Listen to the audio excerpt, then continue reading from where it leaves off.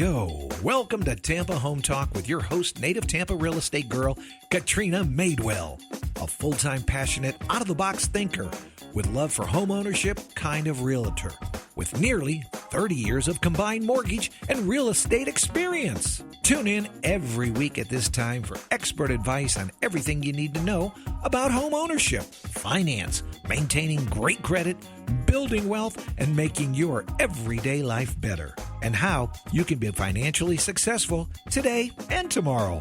Remember, love where you live or let Katrina fix it. Now, here's your host of Tampa Home Talk, Katrina Madewell. Well, good morning and welcome. This is Tampa Home Talk, and I'm your host, Katrina Madewell. And at this moment, I'm going to be flying solo today. We are going to have Sarah Cricky call in to talk about some changes to the VA that are going to be pretty important, affecting home buyers in the market and all over. I think Adam Talley is going to be making his way in the studio soon, too. Coming up, we are going to talk all about the impact to veterans. We have your housing market update coming up, as well as Senate Bill 280. This one is going to be really, really important. And we're going to talk about what you should know. And we always talk about things that basically affects homeowners and people in the real estate space. And we always want what is going to be good for homeownership. So, Pat, it looks like it might be me the whole hour. I just got a text back from Adam saying that he is leaving for Costa Rica. And I feel like Leo's somewhere there too. Maybe he's in Belize, but looks like you're going to have me for the hour and Sarah Cricky. We like that. Yeah, it's good every now and again to be on my own and have some fun without the boys. It's going to be the all-girls show except for Pat this morning. So, before you get to that real quick, I'm going to do some research about some homes that I just saw on the news this morning that they're building to withstand hurricanes. Ooh, and good stuff. And I got to get some more information on this, but I just want to know if you had heard of this yet. I have not, but okay, I would love. Let me get the research and I'll be back with you. I'd love to cover that on Tampa Home Talk, Pat. That's a great topic for us, for sure, as you know. So let me give you your market update for this morning, and then we'll dive into some of the other information. And I'm going to talk a little bit about some of the stuff we're seeing in the market, conversations I'm having with sellers. It's always good information that I bring back to you here on Tampa Home Talk. So the number of new listings coming on the market this week, we are popping in at a cool 1,021. And these are single family numbers in 3 counties. So Hillsborough County, Pinellas County, and Pasco County. The number of new listings on the market in the last 7 days is 1,021. The number of price increases, 132, still baffles my mind. Price decreases, a sharp 1,540. So that is way up week over week. Some stuff that got suspended came back on the market, 240. The number of solds, this is 709. So 709 sold listings compared to the number of new listings at 1021. That's a sharp difference right there. That might be one of the biggest we've seen in a minute. I'd have to look at our historical data to see how that shakes out. Pending listings coming in at 911 this week. So 911 homes went pending in the last 7 days. And then we have some canceled and withdrawn at 29 and canceled at 185. And so this is sharp. I should try to pull up my numbers here from last week if I can, because I feel like that sold number is down a little bit. You don't by chance remember that information, do you, Pat George? No, I didn't catch that last week at all. I'm going to see if I can find that and compare it. We do keep that. I just don't always keep it in the studio with me.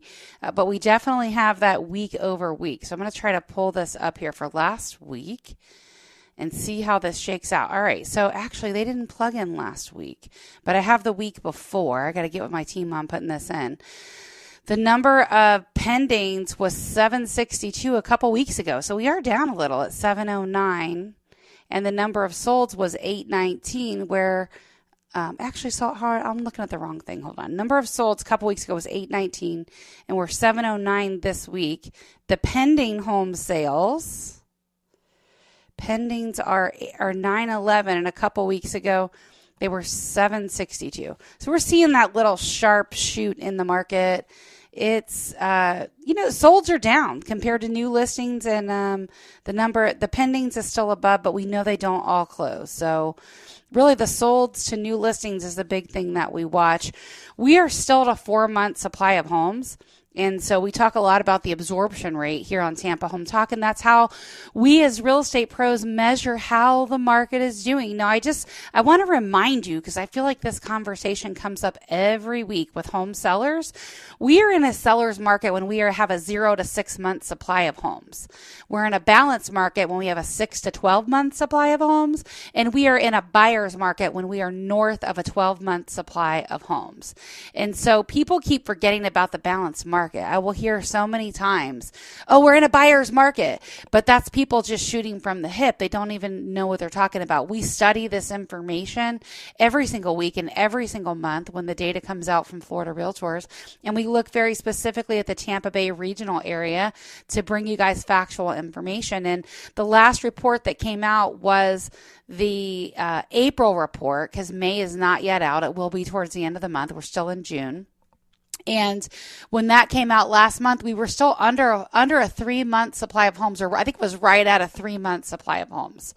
And so we're still right in the middle of a seller's market. And with some things happening like the down payment assistance that's coming back on the market next month, that is going to be a huge deal. And we expect that to, at a minimum, keep the numbers balanced where they are, which would still keep us in a seller's market. And so we expect a lot more home buyers to reenter the market. A lot of people are getting comfortable with the new rates. They understand they're probably not going anywhere. And if you remember at the beginning of the year, Pat, I said people were saying, oh, we're going to have 2 price declines. I'm like, no, we're not. The rate, if you're lucky, the rates are going to stay the same or they're going to go up. Do you remember when I called that, Pat?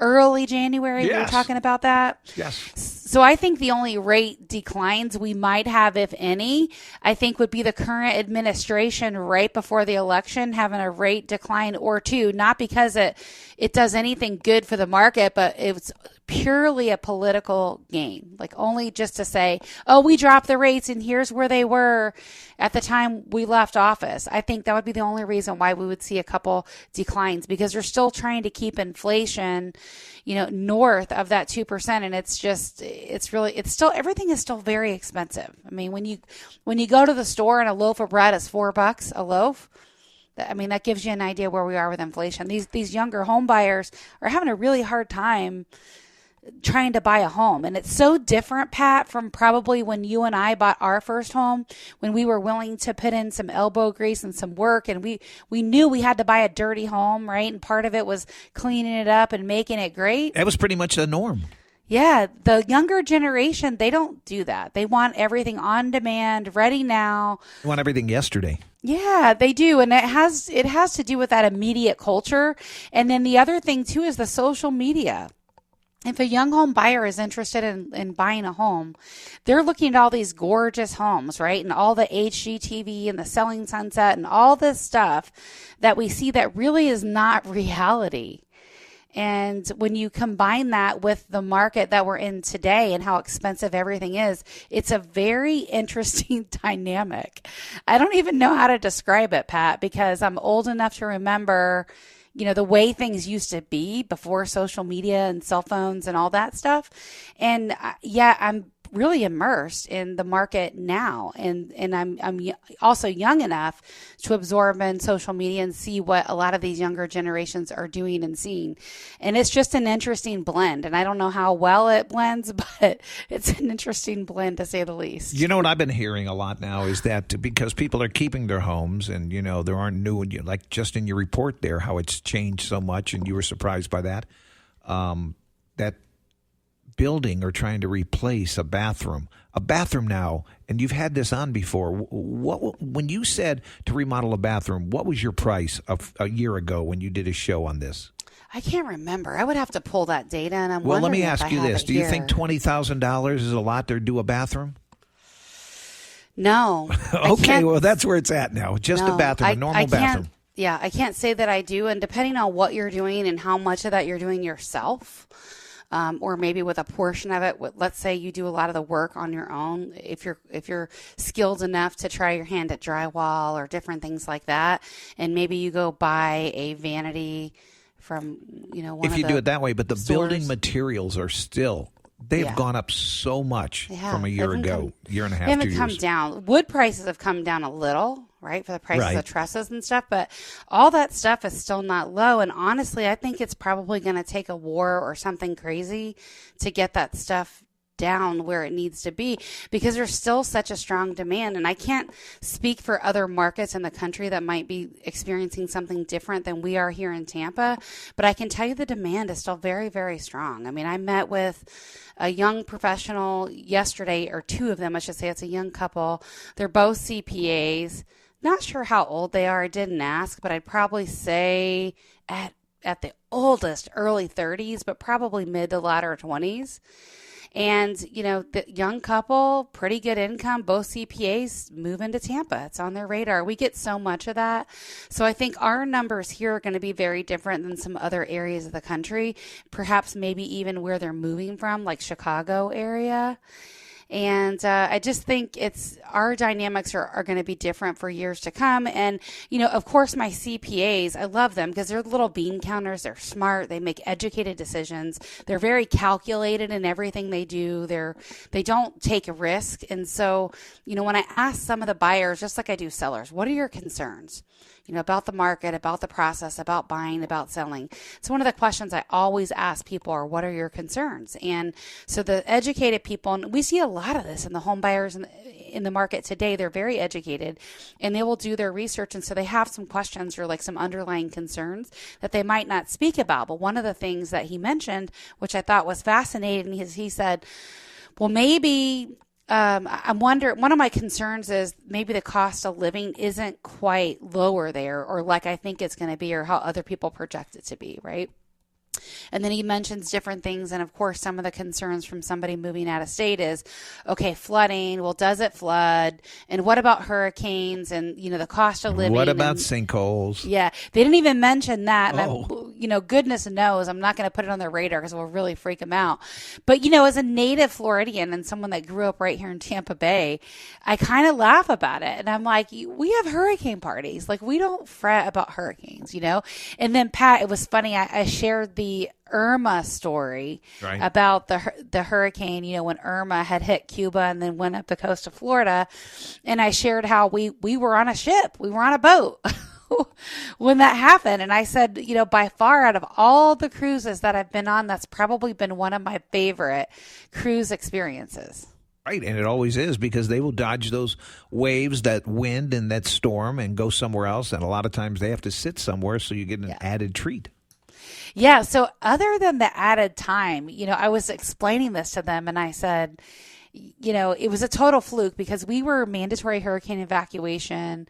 And remember, I was like, should we go? Should we not go? I don't know. And Pat, you're like, I'm going. Nothing's holding me back. I'm going. I was like, all right, well, Pat's going. I'm going. So we went. And, the cool thing about that is this ship is completely stocked with food for 1,000 passengers, I think is what that ship holds, or somewhere. And is it more or less? No, it's about 1,200. But here's the deal. A lot of those people wanted to get home. So when we stopped in ports, there were people getting a plane going home because they wanted to be home on all of that. So it got less and less on the boat.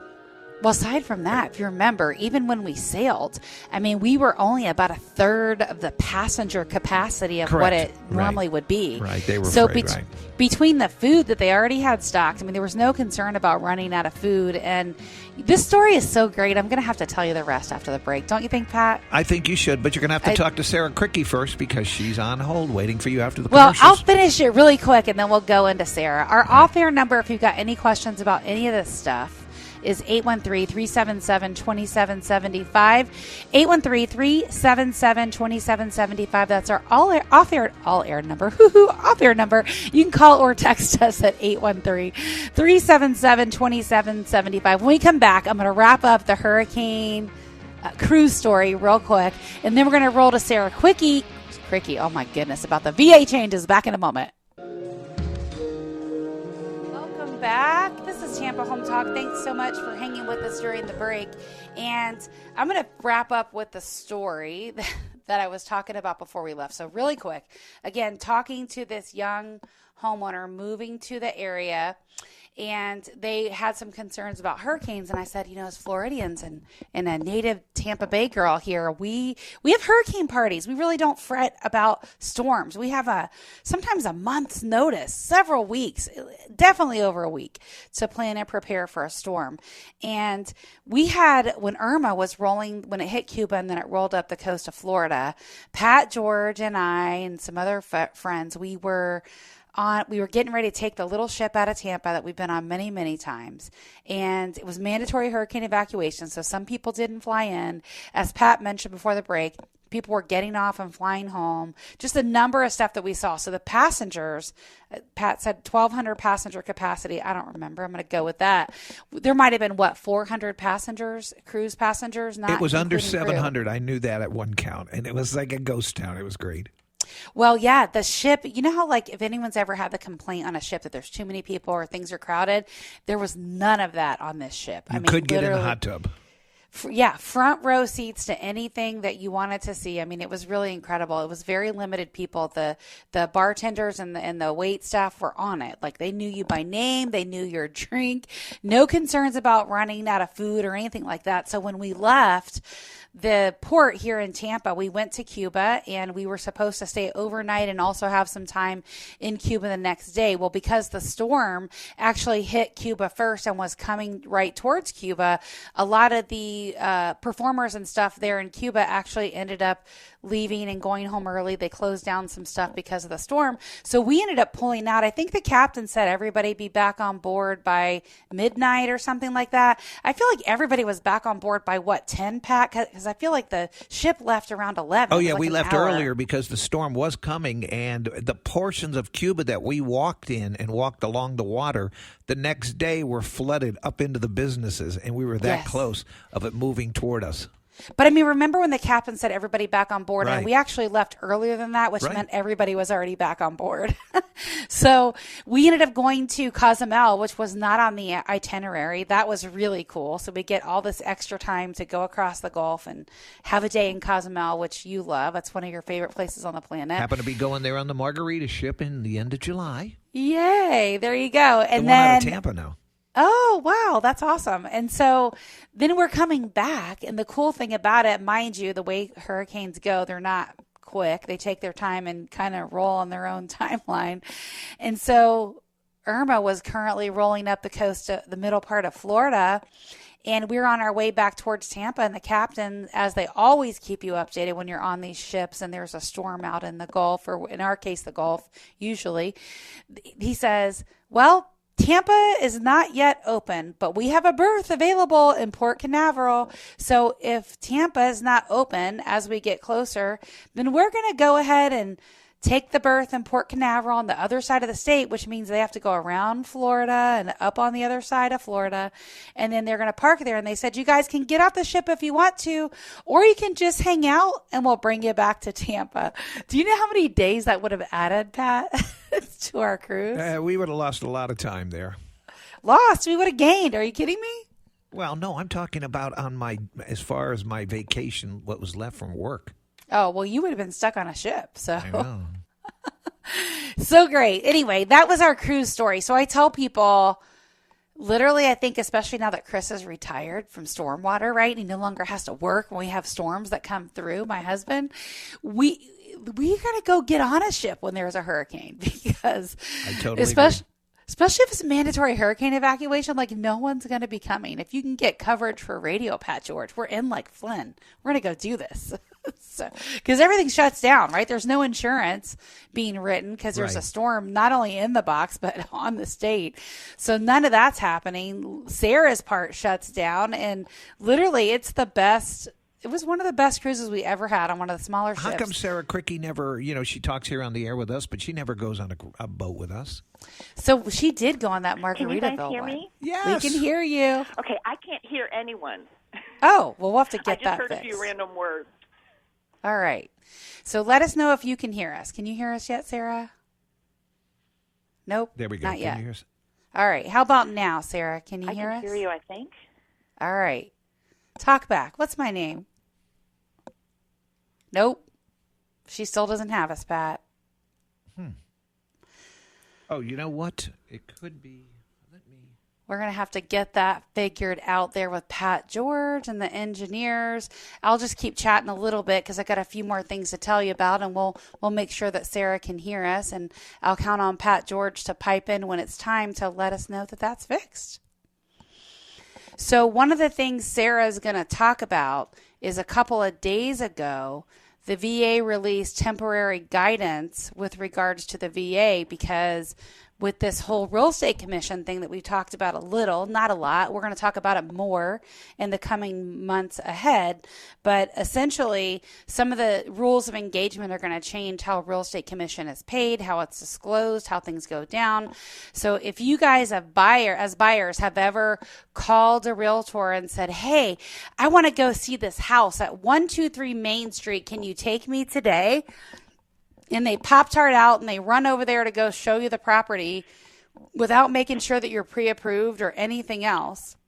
Those days are numbered. They're not going to happen. Realtors, good realtors should make sure that you're pre-approved or you have proof of funds before they take you to show a property anyway, especially a property they're making a seller vacate to show. But they're also going to have to, we're going to be required to do buyer agency agreements. So if you've never, like when you hire a listing agent and you go to sell your property, you always have to sign an agreement. Most really good realtor members are also going to work the same way on with a buyer and a buyer agency agreement. But there's many agents out there that don't currently, at least here in the state of Florida and in our area. But we're going to see that change. It's going to be required after August, and there's some rules that are changing. How are we doing now, Pat? Any change with Sarah? Sarah, you cannot hear us. Say that again? Can you hear us at all? I can hear you, Pat. All right.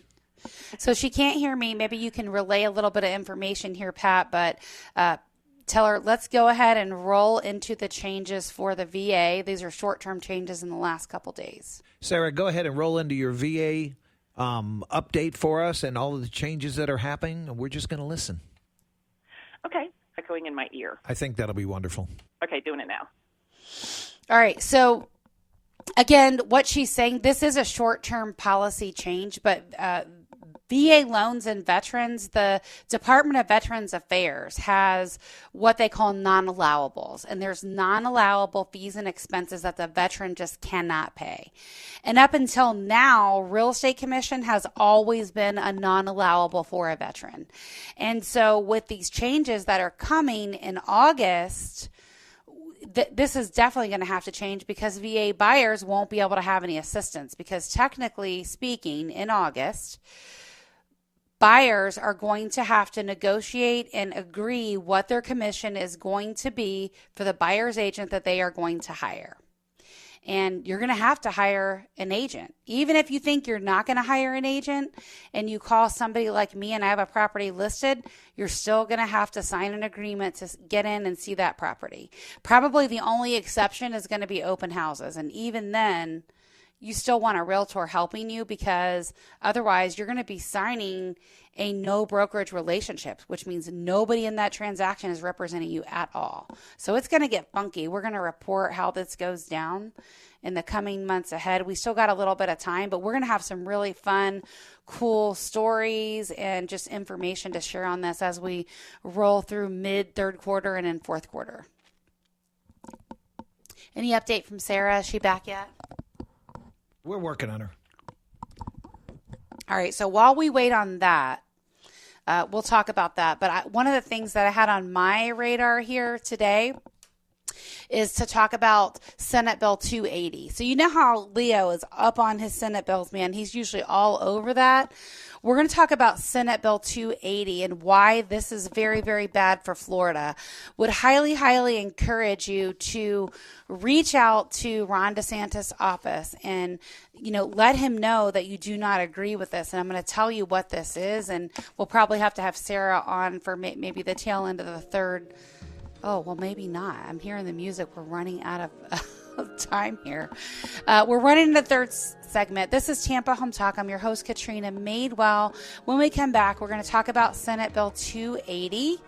This is up in the legislative session right now. There's big concerns from Florida realtors and people like me about this, and we're going to talk about some of the challenges with this bill and some of the highlight points on this that Florida Realtors has put out for us, and really important information for us as Florida homeowners.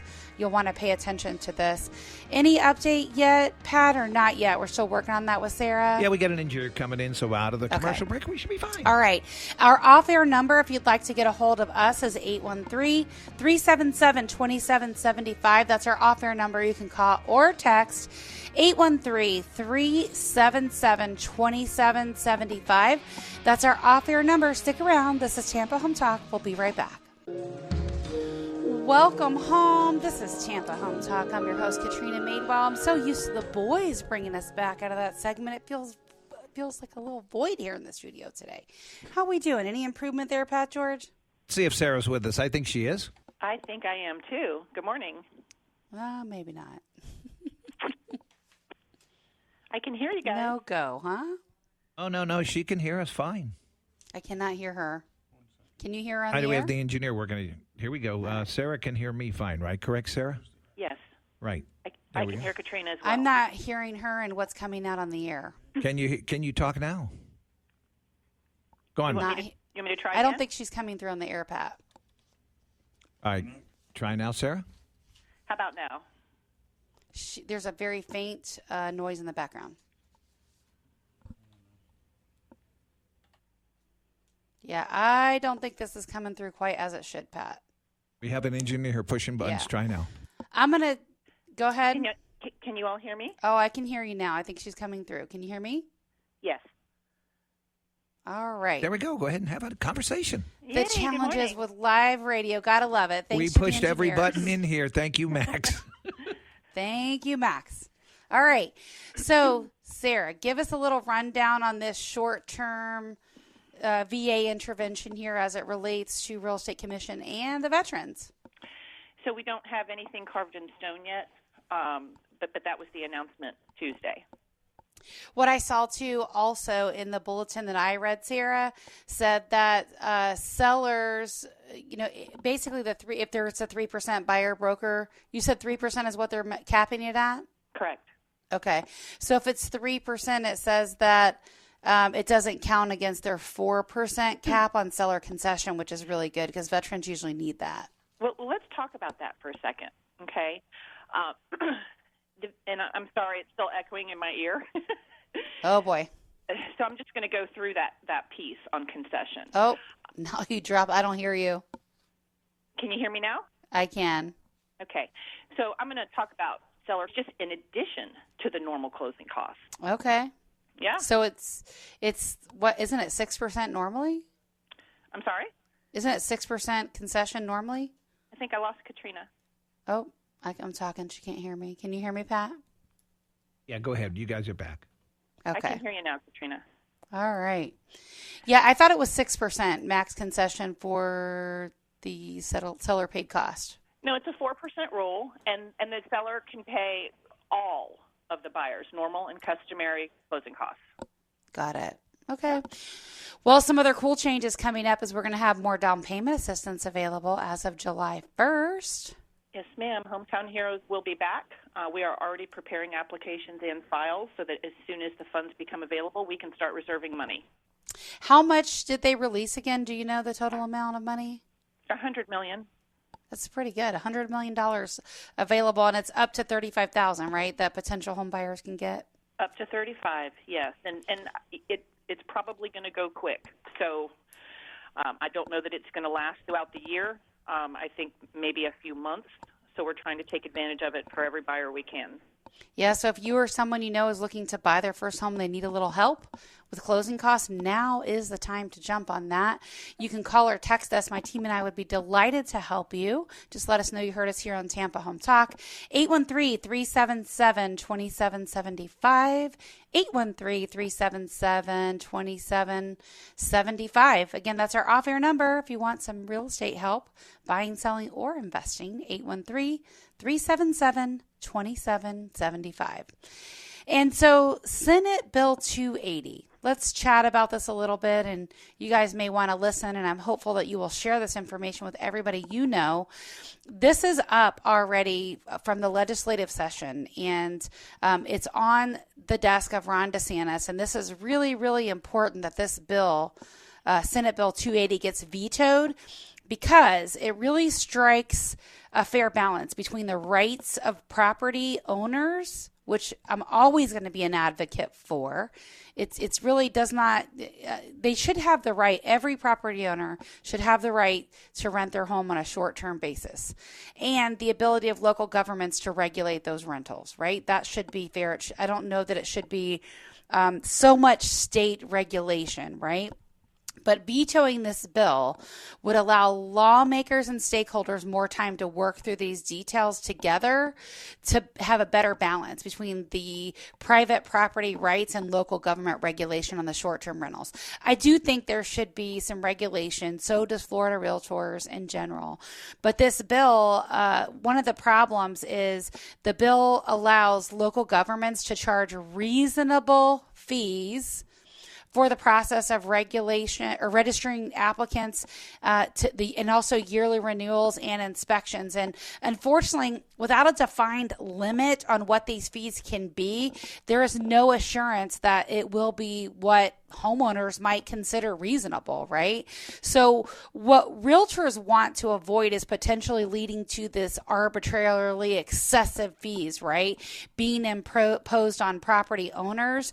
So without this clear definition on what reasonable fees are, we run the risk of being taxed to death, right, as property owners who simply just want to rent their property on a short-term basis and should be allowed to do that, right? If the local government and municipality allows it and they own it, they should be allowed to do that. The second point is the bill authorizes local governments to suspend registrations for material violations of local law, ordinance, or regulation that does not solely apply to vacation rentals, and the violation is directly related to the vacation rental premises. Now, also defining, right, what material is we need to know what that means, right? And there's not enough definition in this bill. So what they want to do is have that necessary uniformity to prevent bias enforcement of regulation, and also ensuring that local governments basically, what we don't want them to do is to suspend registration only for significant violations. So essentially preventing arbitration, like people arbitrarily, maybe discriminatory practices or someone that feels like they're a target. And so again, whatever these material changes are, they should be defined more, and this bill is just too vague. That's why Florida Realtors has a problem with it. And the bill also requires vacation rental owners to appeal a denial, suspension, or revocation of a vacation rental registration or a refusal to renew such registration to the circuit court. So think about this. This appeal, it must be filed within 30 days after the denial, suspension, revocation, or refusal occurs.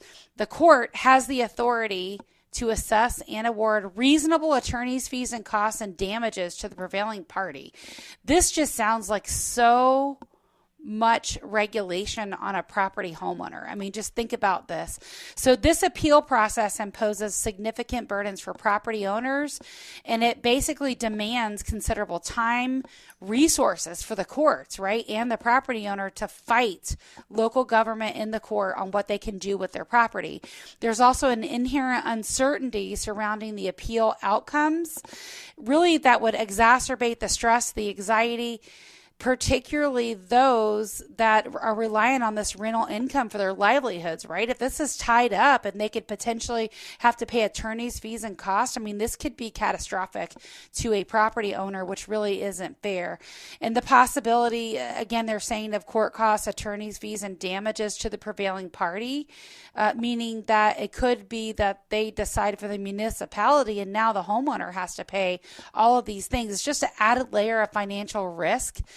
And it really limits their property rights, which I'm always going to advocate for property rights and not have government intervention as much as possible within reason, right? You shouldn't have the right to destroy or disrupt someone else's peace and quiet and that sort of stuff.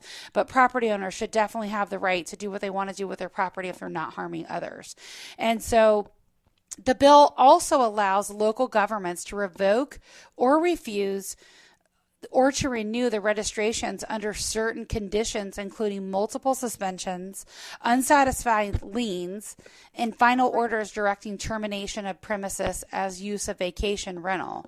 So think about this. Renters need to be notified of the change in the registration status of the vacation rental to ensure transparency and fairness in their rental agreements. Also, notification allows renters to be aware of any potential risk or issues that may affect their booking or stay, such as the possibility of a rental registration being suspended or revoked. This information empowers renters to make informed decisions about their accommodation and protects their rights as consumers. Can you imagine if you've booked an Airbnb and you're getting this notification that the state may possibly suspend or revoke their right to rent it short term? I mean, this just sounds like a freaking mess of any short-term rentals. I mean, there needs to be some oversight, but I think you leave it to the local municipality and not try to do this at a state level. I just think it's a train wreck. The fifth point on this one is the bill states that the maximum overnight occupancy of the vacation rental is determined by either accommodating 2 persons per bedroom plus 2 additional persons in a common area, or allowing more than 2 persons per bedroom if there is at least 50 square foot per person, with 2 additional persons permitted in a common area, whichever results in a greater capacity. Is it me, or does this sound complicated, Pat? It sounds very complicated, and that's why the government needs to stay out of religion school and our homes. I agree. And, this is intended to limit the already prohibited party houses, right? Totally get this.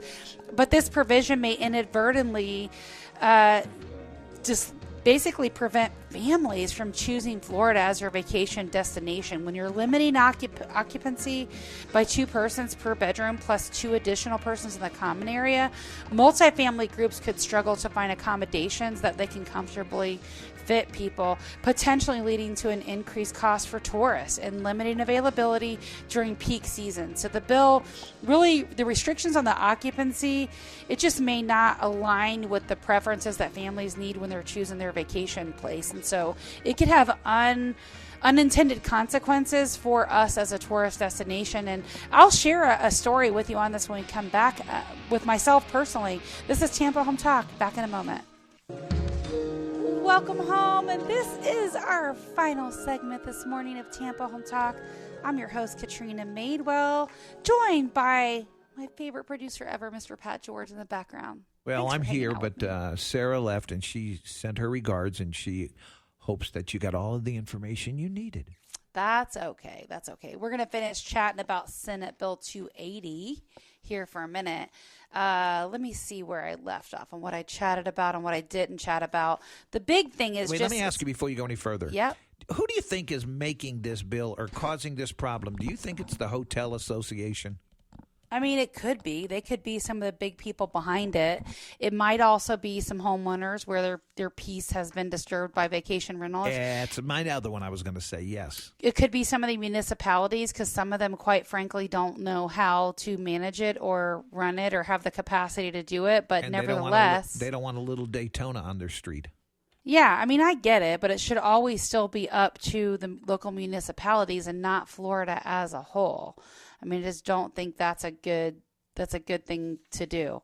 The sixth thing on this point here that we were chatting about, the bill will have significant impact on health and vitality of Florida's tourism and vacation rental industries. This is a big deal. And so, I mean, think about it. Like if you've ever stayed at an Airbnb compared to a hotel, and if you're traveling with a lot of people, right? Like we just traveled into Europe, and we were a family of 9. So we were looking for an Airbnb. When we got a hotel, we had to have 2 different rooms, and that cost even more than an Airbnb. And plus you have to eat out because there's no place to cook, where if you have a small little place, it's more of a family environment. And I know a lot of families that travel like that, including my own, we really prefer that. And so I think that's the big impact that it's going to have. And, Florida's tourism industry, this is a major driver of our state's economy here. And so limiting Florida vacation rentals it would just be a detriment, I think, for our state. And so there's a 2018 study by University of Central Florida's Rosen College of Hospitality Management, right? They're good ones to chime in on this. Tourists overwhelmingly said they prefer vacation rentals due to affordability, convenience, and privacy. And so 70% of these tourists were originating from other places within the United States, and 72% actually came from other places outside of the U.S. So they were our international visitors. And these visitors actually stay an average of nearly 7 nights during peak travel months, and 84% of these tourists said they definitely were likely to return to Florida. And then even in that, 85% of them said they would prefer to stay in a vacation rental home again, as opposed to a hotel. So I think, just like everything else, the rules of engagement are changing.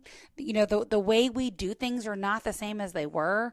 At a market center level, we talk a lot about, the old school thinking is, how do we get agents back in the office? And I'm constantly pushing back on that, saying, I don't think you do.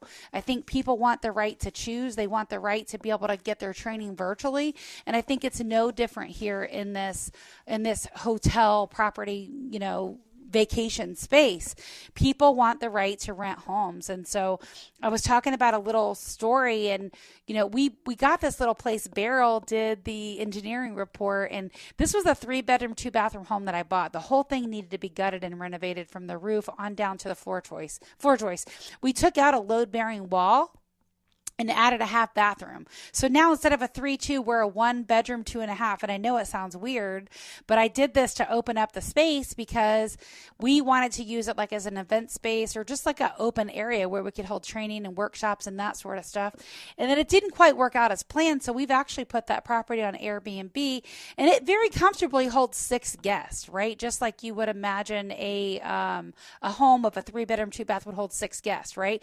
Well, some people might try to make that into 8 guests, right? Putting 2 people in each bedroom, and then also 2 people in the common area, kind of like this bill proposes. But I mean, under this bill, like my property, instead of advertising it for 6, I'd have to go back in and read this more closely. It might only be 4, but I can tell you 6 people very comfortably fit into this space. And so again, just too much government regulation. Would highly encourage you guys to just say no to Senate Bill 280. Message Ron DeSantis. Let him know this is not good for Florida. There's an easy way to do that. If you'd like the link, we can send that over to you. Please express your concerns and let them know, no to Senate Bill 280. And I'm going to say this every day until it gets vetoed, just so you know. Every day I'm on the air, we're going to talk about it. All right. So we've got some listings. I got the short and skinny version. Maddie, would you like to pipe in and share these this week, or would you like me to? We've got limited time to do this. We can both kind of pop in and All do right. it real quick. Well, let's talk about Melody. So 2024 Melody Drive and Holiday, that's a 2-bedroom, 1-bath in the Ridgewood Gardens neighborhood. That's only $225,000. And what baffles my mind is why this sucker is not sold yet, because it's only 10 minutes from the nearest beach. It's got an upgraded kitchen, a fantastic great room in the back, large screen lanai, good sized yard, and there's already these little raised bed gardens in the back. It's a darling place. I know, it's so cute. I was there. I think the 1 bathroom keeps it hindered, but we probably are going to have a price improvement on that one soon. And it's been staged, so new photos are coming. You might want to jump on that one before it goes away. And the next one we have is Pelican Ridge. Maddie, you want to talk about Pelican Ridge real quick? Yes, Pelican Ridge is a 4-bed, 3-bath, 2-car home. It's a pool home in New Tampa. It's a little over 2,600 square foot and listed at $615,000. That Great property, floor plan. Yeah, that property's gorgeous as well. Really great floor plan. Nice little gated community right in the heart of New Tampa. Just a fantastic home. It's the split bedroom floor plan, laid out really, really well. Big lanai, open to the pool, conservation in the backyard, just gorgeous. Mm-hmm. And then we have Wedgefield Drive in Zephyr Hills, 5909. That one is listed for $525, and it's also listed for rent. 5-bed, 3-bath, 3-car garage, and it has a mother-in-law suite set up in the back. Katrina, that doesn't fit you?